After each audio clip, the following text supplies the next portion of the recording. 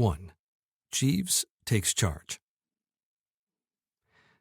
Now, touching this business of old Jeeves, my man, you know, how do we stand?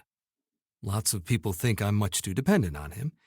My Aunt Agatha, in fact, has even gone so far as to call him my keeper. Well, what I say is, why not? The man's a genius. From the collar upward, he stands alone. I gave up trying to run my own affairs within a week of his coming to me. That was about 6 years ago, directly after the rather rummy business of Florence Cray, my Uncle Willoughby's book, and Edwin, the Boy Scout. The thing really began when I got back to Easby, my uncle's place in Shropshire. I was spending a week or so there, as I generally did in the summer, and I had had to break my visit to come back to London to get a new valet. I had found Meadows, the fellow I had taken to Easby with me, sneaking my silk socks, a thing no bloke of spirit could stick at any price. It transpiring, moreover, that he had looted a lot of other things here and there about the place, I was reluctantly compelled to hand the misguided blighter the mitten and go to London to ask the registry office to dig up another specimen for my approval. They sent me Jeeves. I shall always remember the morning he came. It so happened that the night before I had been present at a rather cheery little supper, and I was feeling pretty rocky. On top of this, I was trying to read a book Florence Cray had given me. She had been one of the house party at Easby, and 2 or 3 days before I left, we had got engaged. I was due back at the end of the week, and I knew she would expect me to have finished the book by then. You see, she was particularly keen on boosting me up a bit nearer her own plane of intellect. She was a girl with a wonderful profile, but steeped to the gills in serious purpose. I can't give you a better idea of the way things stood than by telling you that the book she'd given me to read was called Types of Ethical Theory, and that when I opened it at random I struck a page beginning, "The postulate or common understanding involved in speech is certainly coextensive in the obligation it carries with the social organism of which language is the instrument, and the ends of which it is an effort to subserve." All perfectly true, no doubt, but not the sort of thing to spring on a lad with a morning head. I was doing my best to skim through this bright little volume when the bell rang. I crawled off the sofa and opened the door. A kind of darkish sort of respectful Johnny stood without. "I was sent by the agency, sir," he said. "I was given to understand that you required a valet." I'd have preferred an undertaker, but I told him to stagger in, and he floated noiselessly through the doorway, like a healing zephyr.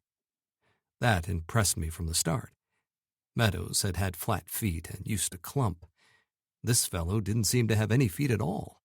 He just streamed in. He had a grave, sympathetic face, as if he, too, knew what it was to sup with the lads. "Excuse me, sir," he said gently. Then he seemed to flicker and wasn't there any longer. I heard him moving about in the kitchen, and presently he came back with a glass on a tray. "If you would drink this, sir," he said, with a kind of bedside manner, rather like the royal doctor shooting the bracer into the sick prince. "It is a little preparation of my own invention. It is the Worcester sauce that gives it its color. The raw egg makes it nutritious. The red pepper gives it its bite. Gentlemen have told me they have found it extremely invigorating after a late evening." I would have clutched at anything that looked like a lifeline that morning. I swallowed the stuff. For a moment, I felt if somebody had touched off a bomb inside the old bean and was strolling down my throat with a lighted torch. And then everything seemed suddenly to get all right. The sun shone in through the window, birds twittered in the treetops, and, generally speaking, hope dawned once more. "You're engaged," I said, as soon as I could say anything. I perceived clearly that this cove was one of the world's workers, the sort no home should be without. "Thank you, sir. My name is Jeeves." "You can start in at once?" Immediately, sir, because I'm due down at Easby in Shropshire the day after tomorrow. Very good, sir. He looked past me at the mantelpiece. That is an excellent likeness of Lady Florence Cray, sir. It is 2 years since I saw her ladyship. I was at one time in Lord Worplesdon's employment. I tendered my resignation because I could not see eye to eye with his lordship in his desire to dine in dress trousers, a flannel shirt, and a shooting coat. He couldn't tell me anything I didn't know about the old boy's eccentricity. This Lord Worplesdon was Florence's father. He was the old buster who, a few years later, came down to breakfast one morning, lifted the first cover he saw, said, "Eggs, eggs, eggs, damn all eggs," in an overwrought sort of voice, and instantly legged it for France, never to return to the bosom of his family. This, mind you, being a bit of luck for the bosom of the family, for old Worplesdon had the worst temper in the county. I had known the family ever since I was a kid, and from boyhood up this old boy had put the fear of death into me. Time, the great healer, could never remove from my memory the occasion when he found me, then a stripling of 15, smoking one of his special cigars in the stables. He got after me with a hunting crop just at the moment when I was beginning to realize that what I wanted most on earth was solitude and repose, and chased me more than a mile across difficult country. If there was a flaw, so to speak, in the pure speech to Florence, it was the fact that she rather took after her father, and one was never certain when she might erupt. She had a wonderful profile, though. "Lady Florence and I are engaged, Jeeves," I said. "Indeed, sir?"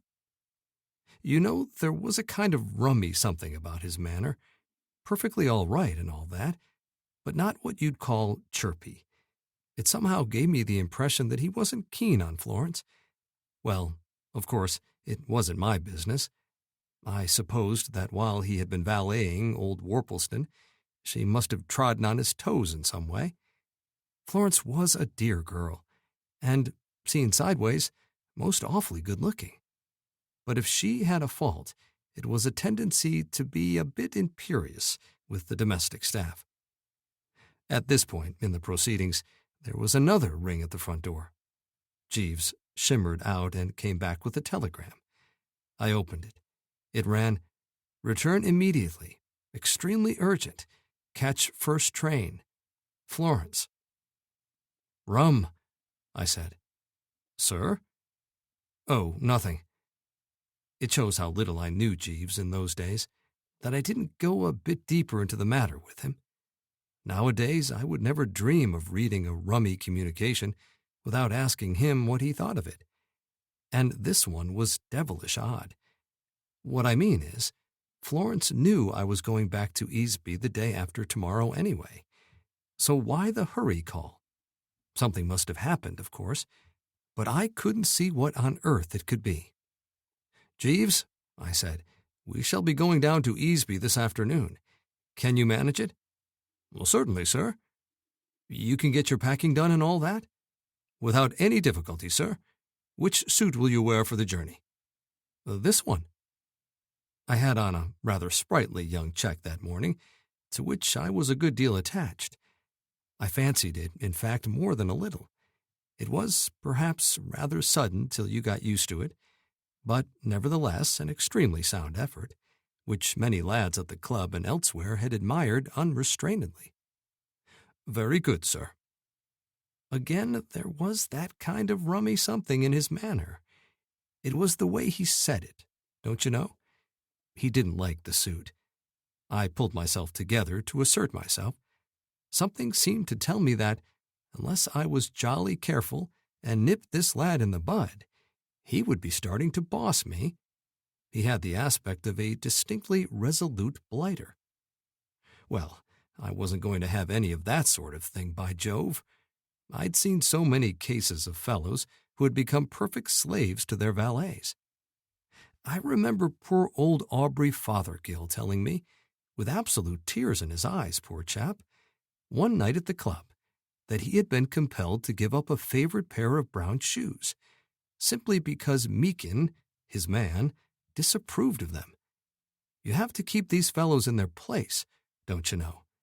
You have to work the good old iron handle and the velvet glove wheeze. If you give them a what's-its-name, they take a thingamy. "Don't you like this suit, Jeeves?" I said coldly. "Oh, yes, sir." "Well, what don't you like about it?" "It is a very nice suit, sir." "Well, what's wrong with it? Out with it, dash it." "If I might make a suggestion, sir, a simple brown or blue with a hint of some quiet twill." "What? Absolute rot." "Very good, sir." "Perfectly blithering, my dear man." "As you say, sir." I felt as if I had stepped on the place where the last stair ought to have been, but wasn't. I felt defiant, if you know what I mean, and there didn't seem anything to defy. "All right, then," I said. "Yes, sir." And then he went away to collect his kit, while I started in again on types of ethical theory, and took a stab at a chapter headed Idiopsychological Ethics. Most of the way down in the train that afternoon, I was wondering what could be up at the other end. I simply couldn't see what could have happened. Easby wasn't one of those country houses you read about in the society novels, where young girls are lured on to play baccarat and then skinned to the bone of their jewelry and so on. The house party I had left had consisted entirely of law-abiding birds like myself. Besides, my uncle wouldn't have let anything of that kind go on in his house. He was a rather stiff, precise sort of old boy who liked a quiet life. He was just finishing a history of the family or something, which he had been working on for the last year, and didn't stir much from the library. He was rather a good instance of what they say about its being a good scheme for a fellow to sow his wild oats. I had been told that in his youth, Uncle Willoughby had been a bit of a rounder. You would never have thought it to look at him now. When I got to the house, Oakshott, the butler, told me that Florence was in her room, watching her maid pack. Apparently there was a dance on at a house about 20 miles away that night, and she was motoring over with some of the Easby lot and would be away some nights. Oakshott said she had told him to tell her the moment I arrived. So I trickled into the smoking room and waited, and presently in she came. A glance showed me that she was perturbed, and even peeved. Her eyes had a goggly look, and altogether she appeared considerably pipped. "Darling," I said, and attempted the good old embrace, but she sidestepped like a bantamweight. "Don't." "What's the matter?" "Everything's the matter, Bertie. You remember asking me, when you left, to make myself pleasant to your uncle?" "Yes." The idea being, of course, that as at that time I was more or less dependent on Uncle Willoughby, I couldn't very well marry without his approval, and though I knew he wouldn't have any objection to Florence, having known her father since they were at Oxford together, I hadn't wanted to take any chances, so I had told her to make an effort to fascinate the old boy. "You told me it would please him particularly if I asked him to read me some of his history of the family." "Wasn't he pleased?" "He was delighted. He finished writing the thing yesterday afternoon and read me nearly all of it last night. I have never had such a shock in my life. The book is an outrage. It is impossible. It is horrible." "But, dash it, the family weren't so bad as all that." "It's not a history of the family at all. Your uncle has written his reminiscences. He calls them recollections of a long life." I began to understand. As I say, Uncle Willoughby had been somewhat on the Tabasco side as a young man, and it began to look as if he might have turned out something pretty fruity if he had started recollecting his long life. "If half of what he has written is true," said Florence, "your uncle's youth must have been perfectly appalling. The moment we began to read, he plunged straight into a most scandalous story of how he and my father were thrown out of a music hall in 1887. Why? I decline to tell you why. It must have been something pretty bad. It took a lot to make them chuck people out of music halls in 1887. Your uncle specifically states that father had drunk 1.25 quarts of champagne before beginning the evening. She went on. The book is full of stories like that. There is a dreadful one about Lord Emsworth. Lord Emsworth? Not the one we know. Not the one at Blandings. A most respectable old Johnny, don't you know? Doesn't do a thing nowadays but dig in the garden with a spud. The very same. That is what makes the book so unspeakable. It is full of stories about people one knows who are the essence of propriety today, but who seem to have behaved, when they were in London in the 80s, in a manner that would not have been tolerated in the forecastle of a whaler. Your uncle seems to remember everything disgraceful that happened to anybody when he was in his early 20s. There is a story about Sir Stanley Gervase at Rosherville Gardens, which is ghastly in its perfection of detail. It seems that Sir Stanley— oh, but I can't tell you. Have a dash. No. Oh, well, I shouldn't worry. No publisher will print the book if it's as bad as all that. On the contrary, your uncle told me that all negotiations are settled with Riggs and Ballinger, and he's sending off the manuscript tomorrow for immediate publication. They make a special thing of that sort of book. They published Lady Carnaby's Memories of 80 Interesting Years. I read 'em. Well, then, when I tell you that Lady Carnaby's memories are simply not to be compared with your uncle's recollections, you will understand my state of mind. And father appears in nearly every story in the book. I am horrified at the things he did when he was a young man. What's to be done? The manuscript must be intercepted before it reaches Riggs and Ballinger, and destroyed. I sat up. This sounded rather sporting. How are you going to do it? I inquired. How can I do it? Didn't I tell you the parcel goes off tomorrow? I am going to Murgatroyd's dance tonight and shall not be back till Monday. You must do it. That is why I telegraphed to you. What? She gave me a look. Do you mean to say you refuse to help me, Bertie? No, but I say, it's quite simple. But even if what I mean is, of course, anything I can do, but if you know what I mean. You say you want to marry me, Bertie? Yes, of course, but still. For a moment she looked exactly like her old father. I will never marry you if those recollections are published. But Florence, old thing. I mean it. You may look on it as a test, Bertie. If you have the resource and courage to carry this thing through, I will take it as evidence that you are not the vapid and shiftless person most people think you. If you fail, I shall know that your Aunt Agatha was right when she called you a spineless invertebrate and advised me strongly not to marry you. It will be perfectly simple for you to intercept the manuscript. Bertie, it only requires a little resolution. But suppose Uncle Willoughby catches me at it. He'd cut me off with a bob. If you care more for your uncle's money than for me— No, rather not. Very well, then. The parcel containing the manuscript will, of course, be placed on the hall table tomorrow for Oakshott to take to the village with the letters. All you have to do is to take it away and destroy it. Then your uncle will think it has been lost in the post. It sounded thin to me. Hasn't he got a copy of it? No, it has not been typed. He is sending the manuscript just as he wrote it. But he could write it over again, as if he would have the energy.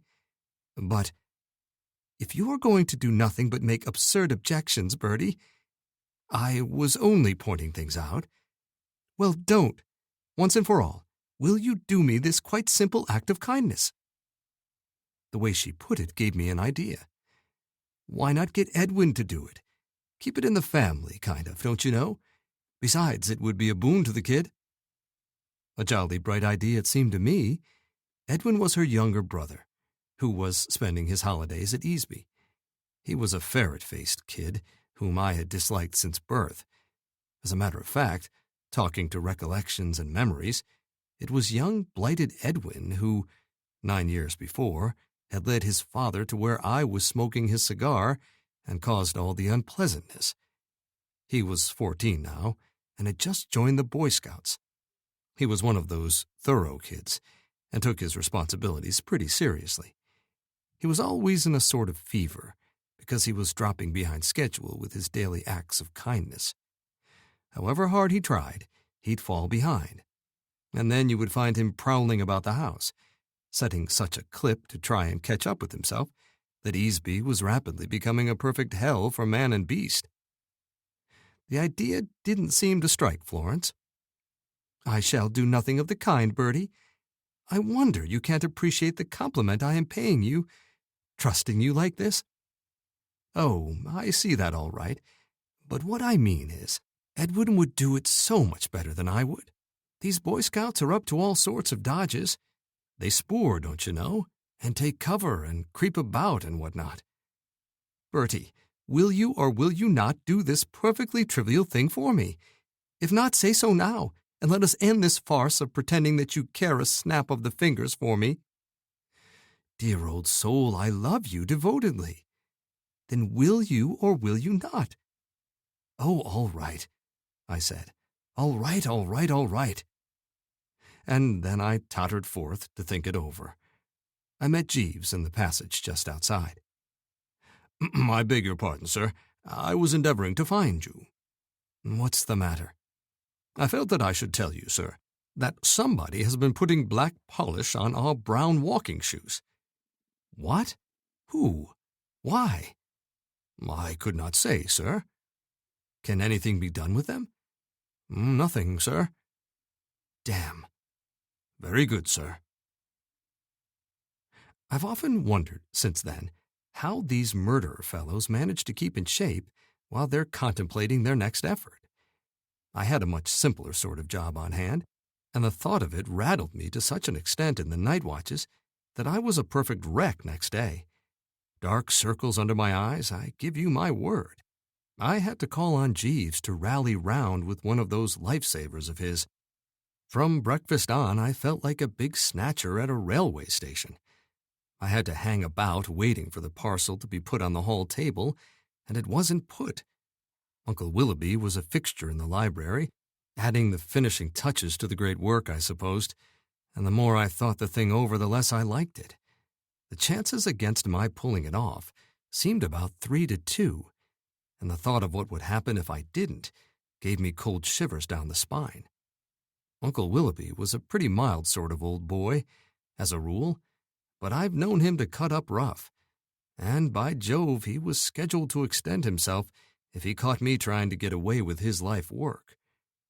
It wasn't till nearly 4 that he toddled out of the library with the parcel under his arm, put it on the table, and toddled off again. I was hiding a bit to the southeast at the moment, behind a suit of armor. I bounded out and legged it for the table. Then I ripped upstairs to hide the swag. I charged in like a Mustang and nearly stubbed my toe on young blighted Edwin, the Boy Scout. He was standing at the chest of drawers, confound him, messing about with my ties. "Hello," he said. "What are you doing here?" "I'm tidying your room. It's my last Saturday's act of kindness." "Last Saturday's?" "I'm 5 days behind. I was 6 till last night, but I polished your shoes." "Was it you?" "Yes. Did you see them? I just happened to think of it. I was in here looking round. Mr. Berkeley had this room while you were away. He left this morning. I thought perhaps he might have left something in it that I could have sent on. I've often done acts of kindness that way." "You must be a comfort to one and all." It became more and more apparent to me that this infernal kid must somehow be turned out eftsoons or right speedily. I had hidden the parcel behind my back, and I didn't think he had seen it, but I wanted to get at that chest of drawers quick, before anyone else came along. "I shouldn't bother about tidying the room," I said. "I like tidying it. It's not a bit of trouble, really." but it's quite tidy now.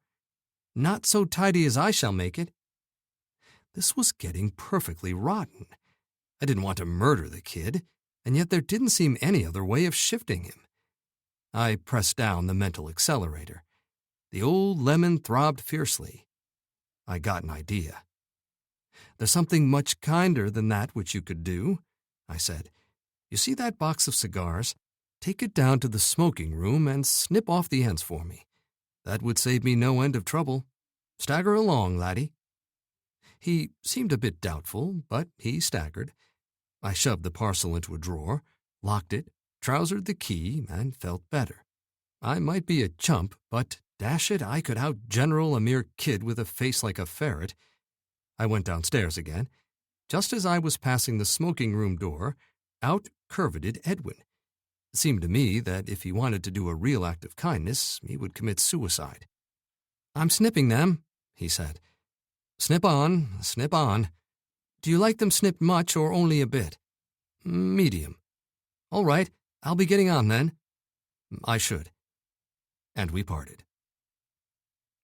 Fellows who know all about that sort of thing, detectives and so on, will tell you that the most difficult thing in the world is to get rid of the body.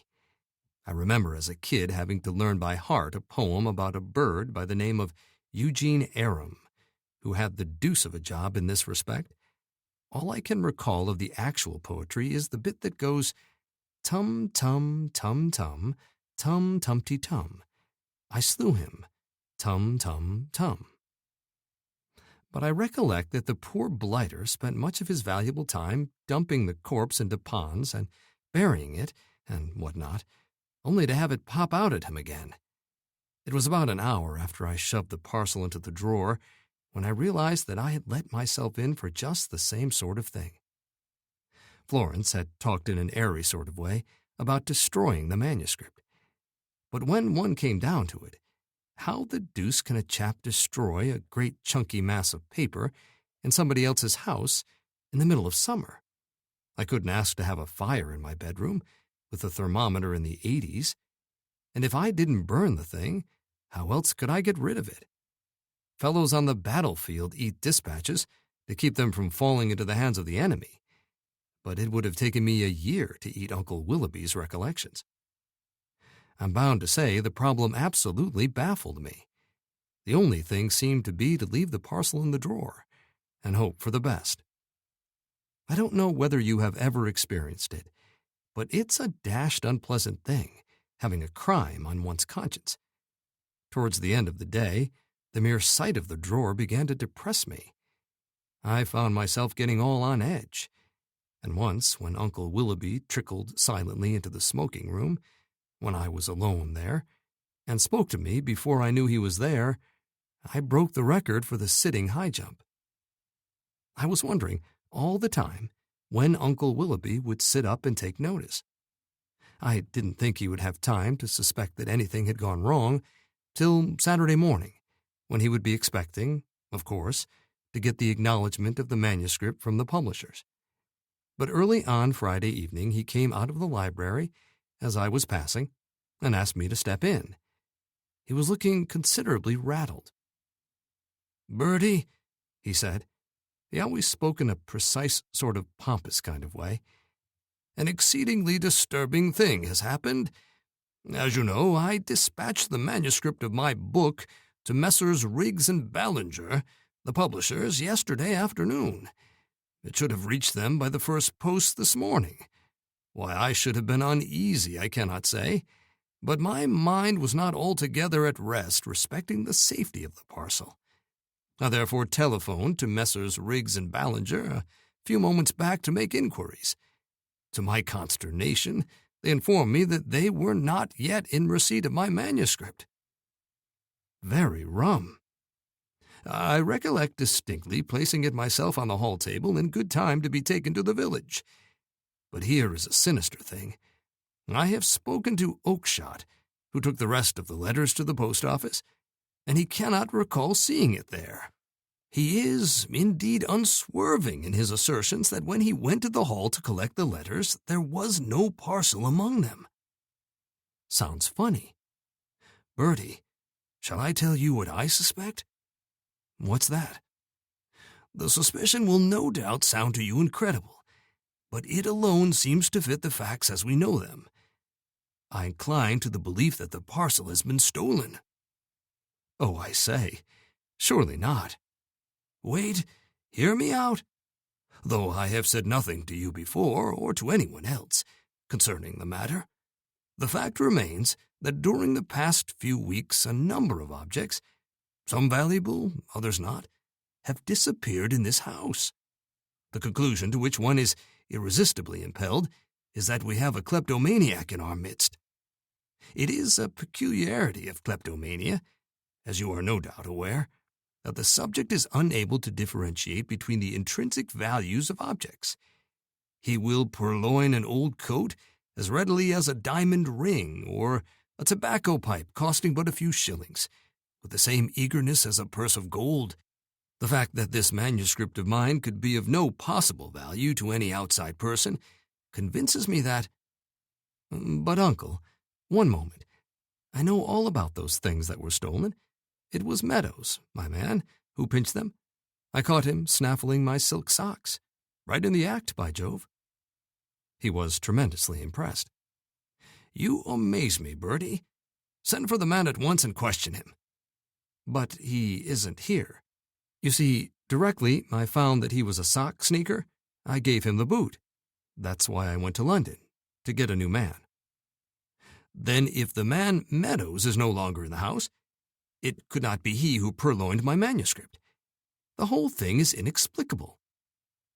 After which we brooded for a bit. Uncle Willoughby pottered about the room, registering baffledness, while I sat sucking at a cigarette, feeling rather like a chappie I'd once read about in a book, who murdered another cove and hid the body under the dining-room table, and then had to be the life and soul of a dinner party, with it there all the time. My guilty secret oppressed me to such an extent that after a while I couldn't stick it any longer. I lit another cigarette and started for a stroll in the grounds, by way of cooling off. It was one of those still evenings you get in the summer, when you can hear a snail clear its throat a mile away. The sun was sinking over the hills, and the gnats were fooling about all over the place, and everything smelled rather topping, what with the falling dew and so on, and I was just beginning to feel a little soothed by the peace of it all, when suddenly I heard my name spoken. It's about Bertie. It was the loathsome voice of young, blighted Edwin.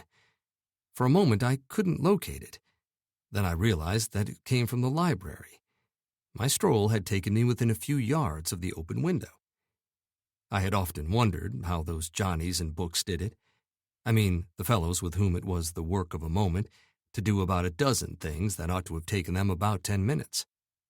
But, as a matter of fact, it was the work of a moment with me to chuck away my cigarette, swear a bit, leap about 10 yards, dive into a bush that stood near the library window, and stand there with my ears flapping. I was as certain as I've ever been of anything, that all sorts of rotten things were in the offing. "About Bertie?" I heard Uncle Willoughby say. "About Bertie and your parcel. I heard you talking to him just now. I believe he's got it." When I tell you that just as I heard these frightful words, a fairly substantial beetle of sorts dropped from the bush down the back of my neck, I couldn't even stir to squash the same, you will understand that I felt pretty rotten. Everything seemed against me. "What do you mean, boy? I was discussing the disappearance of my manuscript with Bertie only a moment back, and he professed himself as perplexed by the mystery as myself." "Well, I was in his room yesterday afternoon, doing him an act of kindness, and he came in with a parcel. I could see it, though he tried to keep it behind his back, and then he asked me to go to the smoking room and snip some cigars for him, and about 2 minutes afterwards he came down, and he wasn't carrying anything, so it must be in his room." I understand they deliberately teach these dashed Boy Scouts to cultivate their powers of observation and deduction and what-not. Devilish thoughtless and inconsiderate of them, I call it. Look at the trouble it causes. Well, it sounds incredible, said Uncle Willoughby, thereby bucking me up a trifle. Shall I go and look in his room? Asked young blighted Edwin. I'm sure the parcel's there. But what could be his motive for perpetrating this extraordinary theft? Perhaps he's what you said just now. A kleptomaniac? Impossible. It might have been Bertie who took all those things from the very start, suggested the little brute hopefully. He may be like Raffles. Raffles? He's a chap in a book who went about pinching things. I cannot believe that Bertie would, go about pinching things. Well, I'm sure he's got the parcel. I'll tell you what you might do. You might say that Mr. Berkeley wired that he had left something here. He had Bertie's room, you know. You might say you wanted to look for it. That would be possible. I didn't wait to hear any more. Things were getting too hot. I sneaked softly out of my bush and raced for the front door. I sprinted up to my room and made for the drawer where I had put the parcel. And then I found I hadn't the key. It wasn't for the deuce of a time that I recollected I had shifted it to my evening trousers the night before and must have forgotten to take it out again. Where the dickens were my evening things?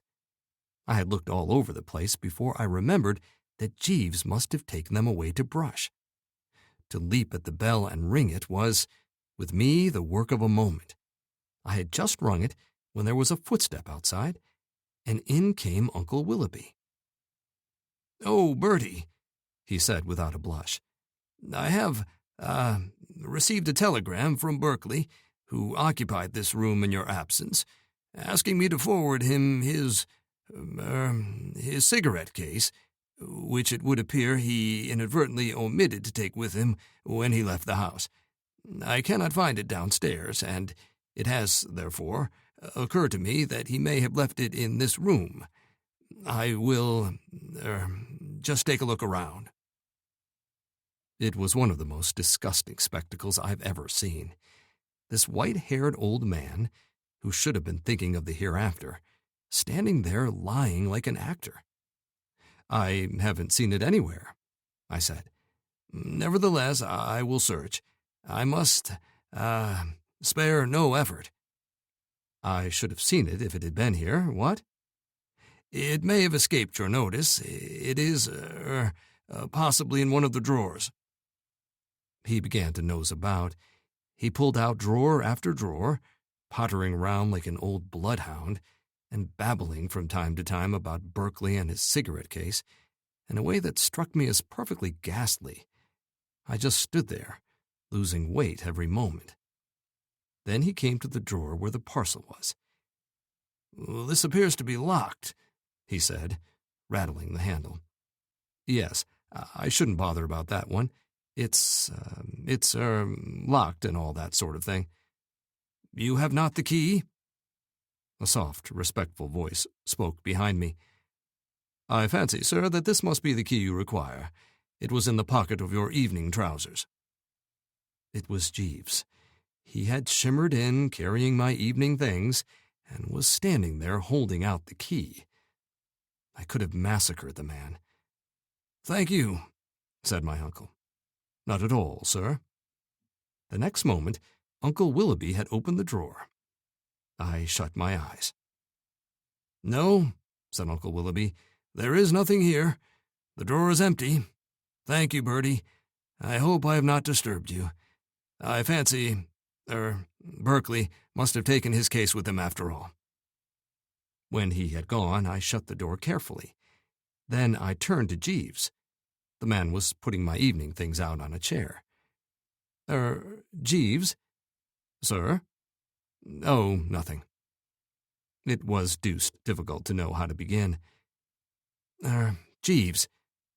"Sir?" Have you by chance—" "I removed the parcel this morning, sir." "Oh, why?" "I considered it more prudent, sir." I mused for a while. "Of course. I suppose all this seems tolerably rummy to you, Jeeves?" "Not at all, sir. I chanced to overhear you and Lady Florence speaking of the matter the other evening, sir. Did you, by Jove? Yes, sir. Well, Jeeves, I think that on the whole, if you were to, as it were, freeze onto that parcel until we get back to London. Exactly, sir. And then we might, so to speak, chuck it away somewhere, what? Precisely, sir. I'll leave it in your hands. Entirely, sir. You know, Jeeves, you're by way of being rather a topper. I endeavor to give satisfaction, sir. 1 in a million, by Jove. It is very kind of you to say so, sir. Well, that's about all, then, I think. Very good, sir. Florence came back on Monday. I didn't see her till we were all having tea in the hall. It wasn't till the crowd had cleared away a bit that we got a chance of having a word together. Well, Bertie, she said, it's all right. You have destroyed the manuscript?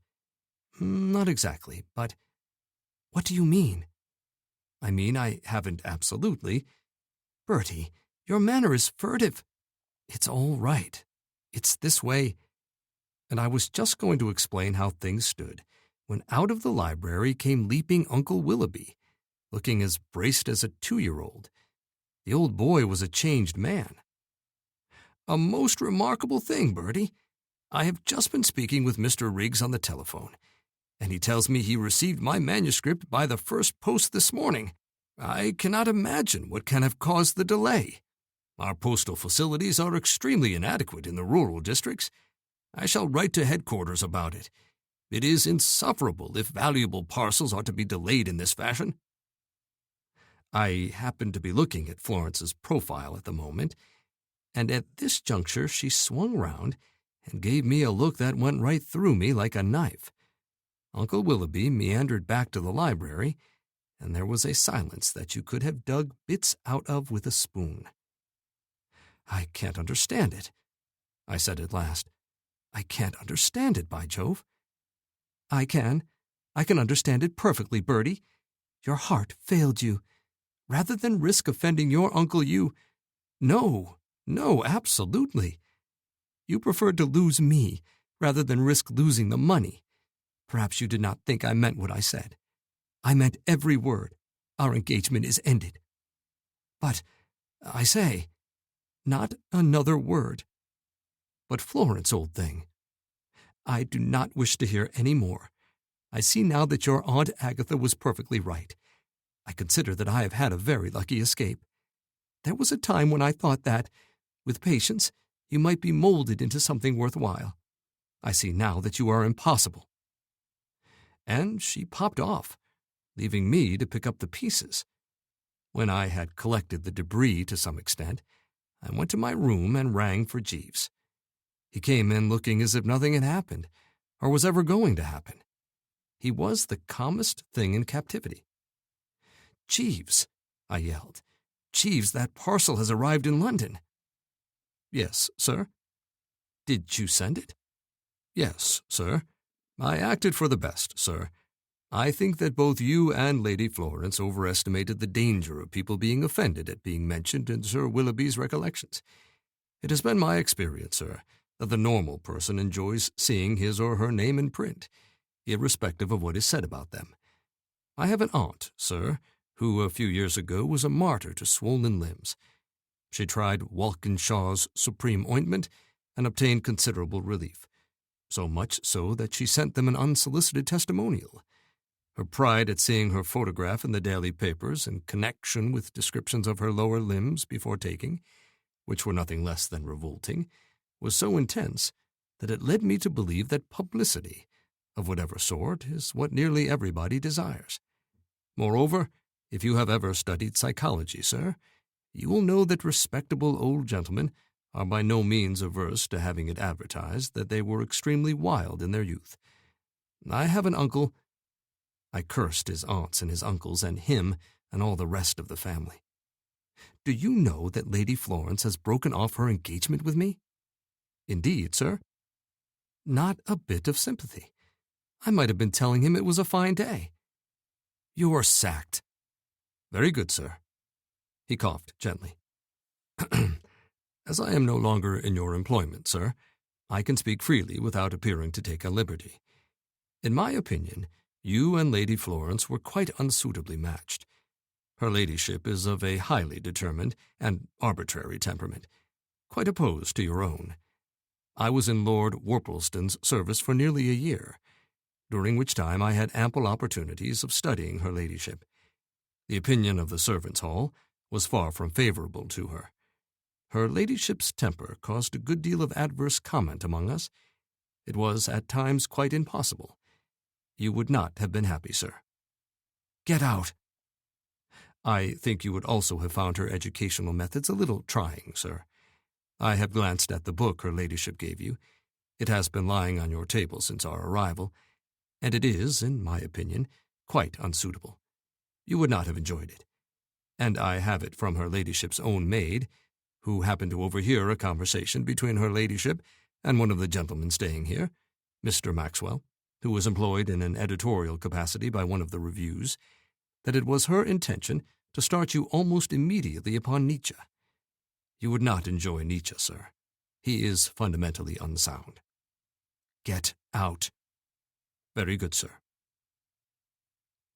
It's rummy how sleeping on a thing often makes you feel quite different about it.